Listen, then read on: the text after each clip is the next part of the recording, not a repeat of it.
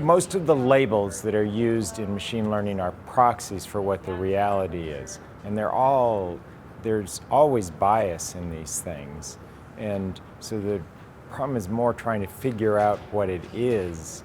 It could be because, say, you've trained from just one institution, so you have only a certain group of people, whether that's a demographic group or ethnic group.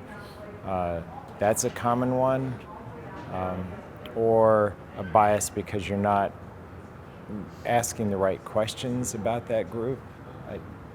Yeah, I think that the most important thing for radiologists to know about this is that there's bias in all of the data sets, as Raim said, and that our job is very similar to the other jobs that we do for other types of research, is to identify whether there's bias that would impact the ability of the artificial intelligence to function correctly. Just like we evaluate research articles today to say, is there a bias in this research article that means I should throw out the conclusions of the research article? It's a different application of a skill set that we already have.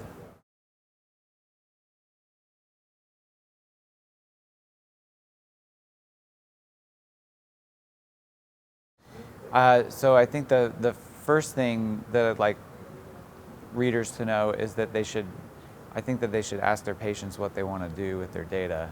I think that most of the research that's where people have asked that question show that patients they're willing to share their data for the most part, but they do want to be asked. So I think that we should be clear with patients about how we are using their data.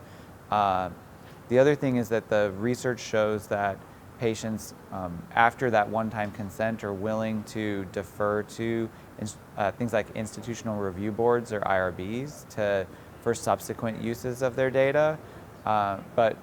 And those, I think, are processes that we already have in place.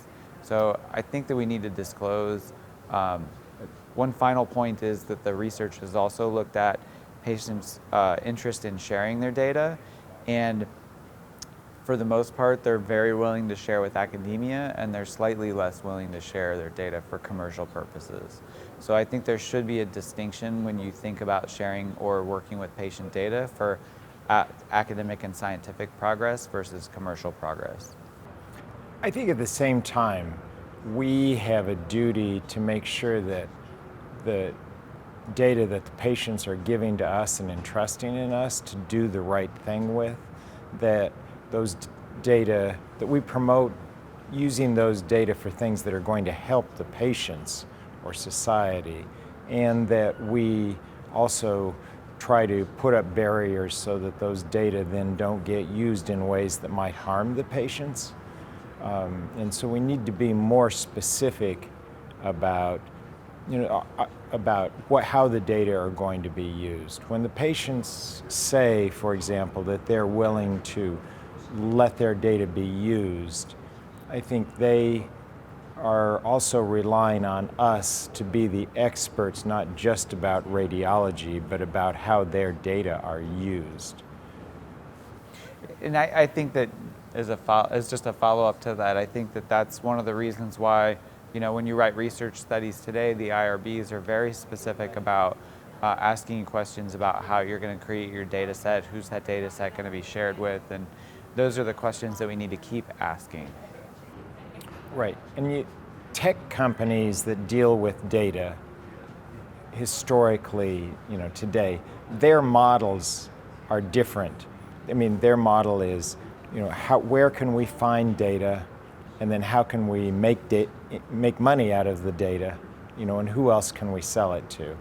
And that's just the world they live in, but it's not the world that we live in historically, and I don't think it's the world that our patients expect us to promote,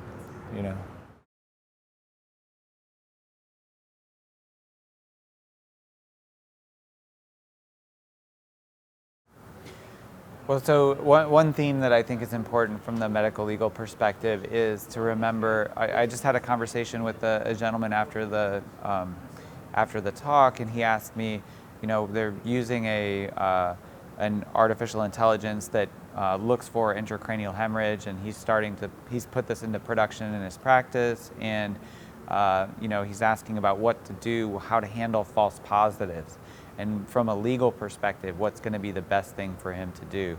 And he started putting a statement in his reports indicating that the algorithm said that there was a positive here, but he's reviewed the images and it's become a false positive.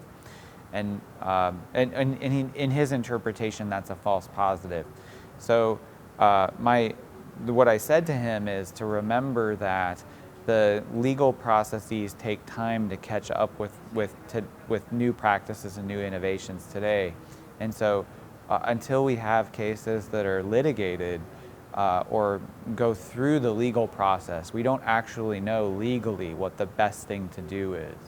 So my advice to him was that you really can't go wrong with documenting your thought process. So just like you would document your thought process if you were looking at a low hemoglobin and saying, well, this is just because the patient got a lot of fluids rather than having a bleed, you need to document that thought process. So I think that we don't know what's going to protect people from lawsuits, and you may not even be able to protect people from lawsuits, but documenting your thought process is the best thing that we can do. And I think that it's just a reminder to all the physicians as well as the patients that today when we put these in, we need to just pay careful attention. It's a new technology. It's going to be a great technology. I mean, parts of it are great today, but because we're learning what the good parts are and what the gotchas are and where it can go wrong, we're still learning about all that. That means that we have to pay just extra special attention to how this is all working. It's not a thing of saying, oh, I'm just going to plug it in and it's going to run on its own and I don't have to pay attention to it.